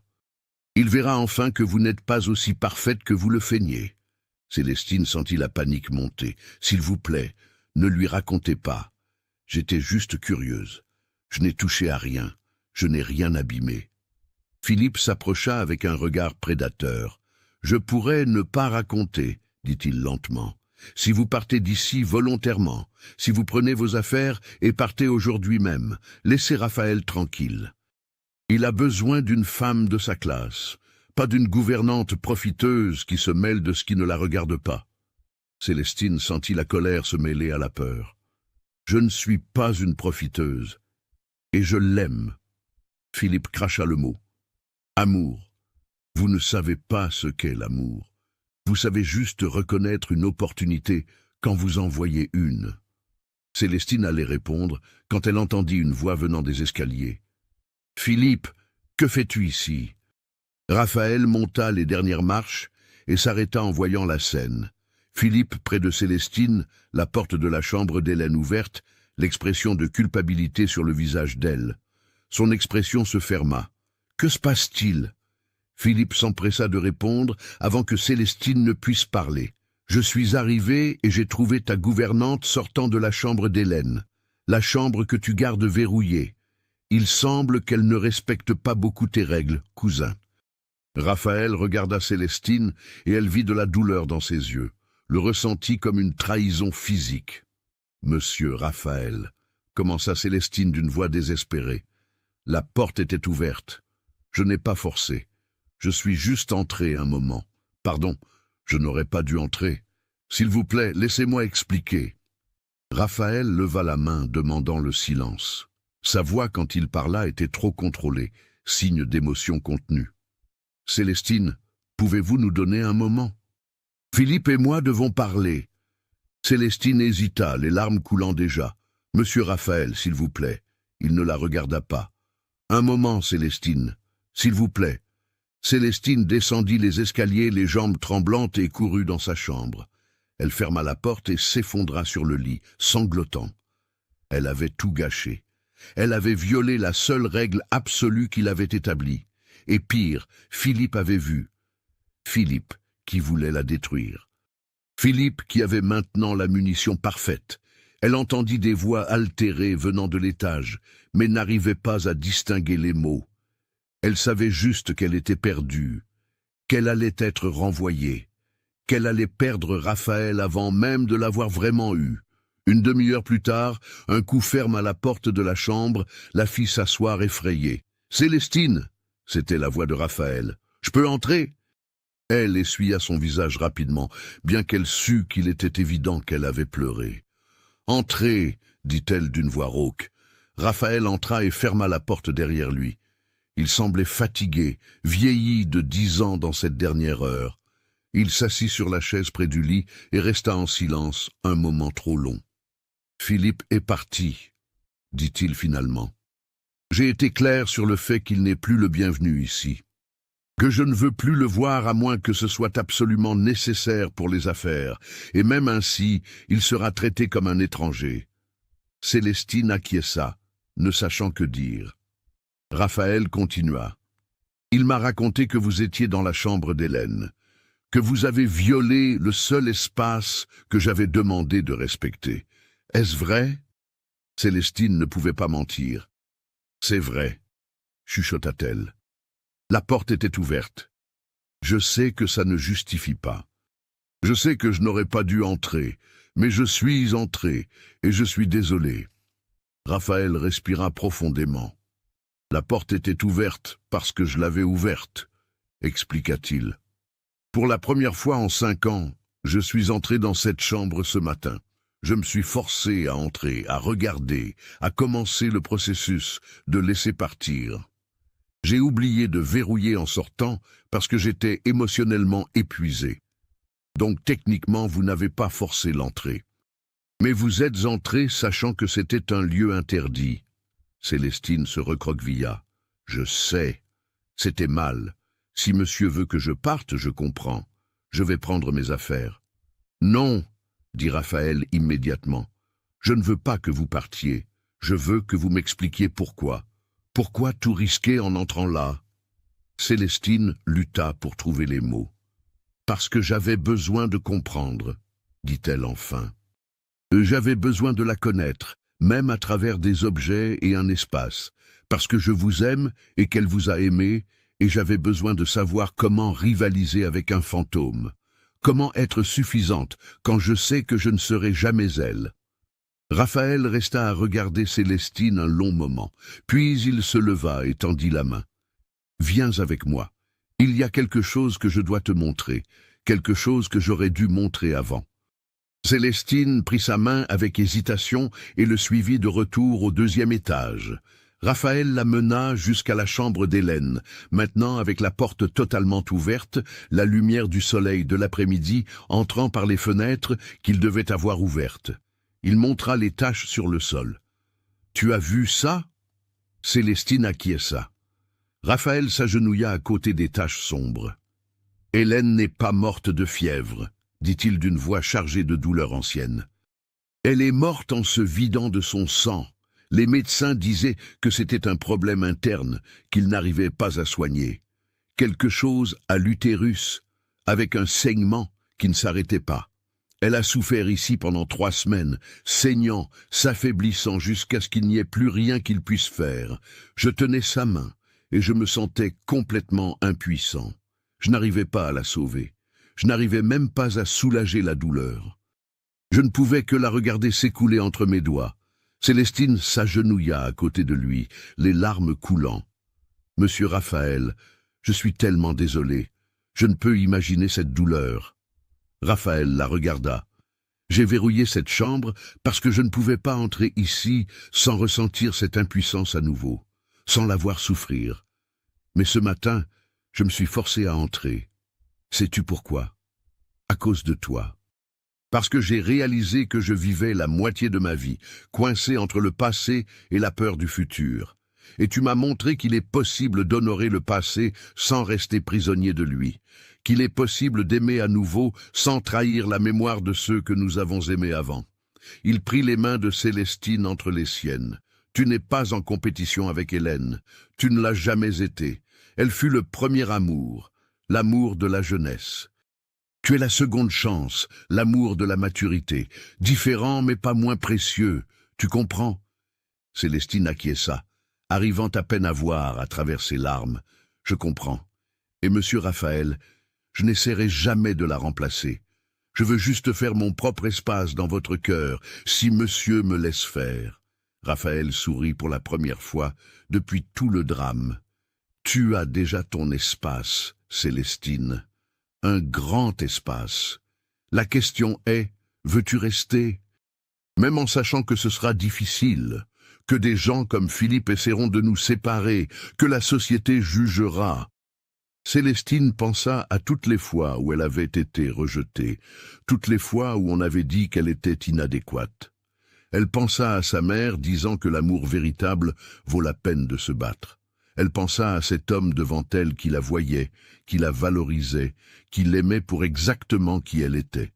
« Je veux rester, » dit-elle d'une voix ferme pour la première fois. « Je veux me battre, pour vous, pour nous, peu importe ce qui viendra. » Raphaël la tira dans une étreinte serrée, et ils restèrent là, agenouillés dans la chambre qui avait gardé tant de douleur, commençant le processus de la transformer en symbole de guérison et de renouveau. Dans les mois suivants, Raphaël et Célestine affrontèrent ensemble les adversités qu'ils savaient venir. Les rumeurs au village ne firent qu'augmenter quand Raphaël commença à la courtiser ouvertement, l'emmenant à des dîners, la présentant comme quelqu'un d'important dans sa vie, pas seulement une employée.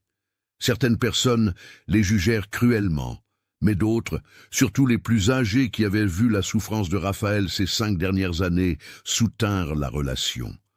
Le voir sourire à nouveau, le voir vivant à nouveau, était une preuve suffisante que Célestine était une bénédiction, pas une malédiction. Philippe essaya de causer plus de problèmes, répandant des rumeurs de plus en plus méchantes. Il en vint à suggérer que Célestine avait ensorcelé Raphaël, qu'elle avait utilisé des arts obscurs. Mais les accusations étaient si ridicules qu'elles finirent par se retourner contre lui. Les gens commencèrent à voir Philippe pour ce qu'il était, un homme amer et ambitieux, disposé à détruire le bonheur de son cousin pour son propre bénéfice. Quand Raphaël coupa finalement tous les liens commerciaux avec lui, peu dans la communauté furent surpris ou déçus. Le moment décisif vint 6 mois plus tard, lors d'un après-midi chaud de février. Raphaël était allé au village régler des affaires et revint avec une expression sérieuse. Il demanda à Célestine de le retrouver dans le jardin, qui était maintenant restauré à son ancienne gloire grâce à ses efforts. Les rosiers étaient fleuris, la fontaine fonctionnait à nouveau, les chemins de pierre propres et délimités. C'était un sanctuaire de beauté et de paix. Célestine le trouva près de la fontaine, nerveuse à cause de son expression. « Raphaël, que s'est-il passé ?» demanda-t-elle inquiète. Il lui prit les mains. « Célestine, je suis allé au village aujourd'hui avec un but spécifique, dit-il. Je suis allé parler au curé, au notaire, aux personnes importantes. Je suis allé annoncer mes intentions. » Célestine sentit son cœur s'emballer. Quelles intentions! Raphaël s'agenouilla devant elle, là même, entre les roses dont elle avait pris soin avec tant d'amour. « Célestine Roux, vous avez ramené la vie dans cette ferme. Vous avez ramené la vie en moi. Vous m'avez montré que la délicatesse n'est pas une faiblesse, mais une force spéciale. Vous m'avez appris à aimer à nouveau. Voulez-vous m'épouser? Voulez-vous être ma femme? Voulez-vous transformer cette maison en notre véritable foyer ?» Célestine ne réussit pas à répondre immédiatement parce qu'elle pleurait très fort. Mais elle réussit finalement à hocher la tête et à dire oui, 1000 fois oui. Raphaël se leva et l'embrassa là dans le jardin sous le soleil de l'après-midi, entouré par le parfum des roses. Et à ce moment, Célestine comprit que toute la douleur passée, tout le rejet, toute voix qui avait dit qu'elle ne convenait pas, n'avait été qu'une préparation pour ce moment, pour cet amour, pour cette vie. Le mariage eut lieu 3 mois plus tard, en mai 1929. Une cérémonie simple mais belle dans la chapelle du domaine. Madame Eulalie pleura de bonheur en voyant sa fille avec la robe de mariée qu'elle avait elle-même brodée. Madame Bernadette prépara une fête mémorable. Les employés du domaine célébrèrent sincèrement. Et Célestine, la femme qui avait été considérée trop délicate pour être épouse, devint Madame Mercier, maîtresse du domaine Saint-Antoine. Les années suivantes apportèrent un bonheur que tous deux avaient cru impossible. Célestine ne prit pas seulement soin de la maison, mais la transforma en un foyer accueillant connu dans toute la région pour sa beauté et son hospitalité. Elle convainquit Raphaël de transformer la chambre d'Hélène en atelier de couture et bibliothèque, honorant la mémoire mais donnant un nouveau but à l'espace. Ensemble, ils restaurèrent chaque coin de la propriété. Raphaël s'épanouit sous son soin et son amour, devenant non seulement un propriétaire prospère, mais un homme complet à nouveau. Célestine ne perdit jamais sa délicatesse, sa nature sensible. Mais elle découvrit que mariée à un homme qui valorisait ses qualités, elle devenait des points forts. Sa sensibilité la rendait excellente pour gérer les gens, pour résoudre les conflits entre employés, pour créer un environnement où tous se sentaient valorisés. Sa délicatesse dans la décoration et l'organisation fit du domaine une destination recherchée par les visiteurs. Ses compétences en couture et broderie créèrent un petit commerce qui employait des femmes du village. Elle prouva que la délicatesse, quand elle est soutenue et valorisée, peut changer des mondes. 5 ans après le mariage, par un matin clair de printemps, Célestine était dans le jardin à cueillir des roses, quand Raphaël vint la trouver. Il l'étreignit par derrière, posant le menton au sommet de sa tête. « Heureuse ?» demanda-t-il, bien qu'il connût déjà la réponse. Célestine se retourna dans ses bras, souriant. « Plus heureuse que je n'ai jamais imaginé possible, » répondit-elle. Qui aurait dit que la fille dont personne ne voulait, car trop délicate, trouverait un homme qui l'aime exactement pour cela? Raphaël l'embrassa doucement. C'est moi le chanceux ici. J'ai trouvé la personne qui m'a appris que la force vient sous de nombreuses formes, que la délicatesse peut guérir là où la dureté échoue, que l'amour véritable n'exige pas que nous changions qui nous sommes, mais que nous soyons exactement qui nous sommes. Ils restèrent là enlacés, entourés par les roses que Célestine avait plantées, par la beauté qu'elle avait créée, par l'amour qu'ils avaient construit ensemble. Et Célestine pensa à toutes les filles comme elle, toutes les personnes considérées trop délicates, trop sensibles, trop inadéquates. Elle pensa à la façon dont le monde les jugeait à tort, parce qu'à la fin, il ne s'agissait pas de changer pour rentrer dans les attentes des autres. Il s'agissait de trouver qui voyait de la valeur exactement là où vous étiez. Il s'agissait de trouver un amour qui n'exigeait pas que vous soyez moins délicate, mais qui célébrait votre délicatesse comme un cadeau rare. Des années plus tard, quand les cheveux de Célestine commençaient à montrer des fils argentés et que Raphaël avait plus de rides autour des yeux à force de sourire, il marchait encore dans le jardin, main dans la main, au crépuscule. Le domaine Saint-Antoine était devenu plus qu'une propriété prospère. Il était devenu un symbole de seconde chance, d'amour qui guérit, de beauté qui persiste même après une perte profonde. Et Célestine, la femme qui un jour avait cru qu'elle ne serait jamais désirée, devint une légende dans la région. La femme délicate qui avait transformé une ferme morte en sanctuaire de vie. La femme qui avait prouvé que parfois, ce que le monde appelle faiblesse est exactement la force dont quelqu'un a besoin pour se remettre à vivre.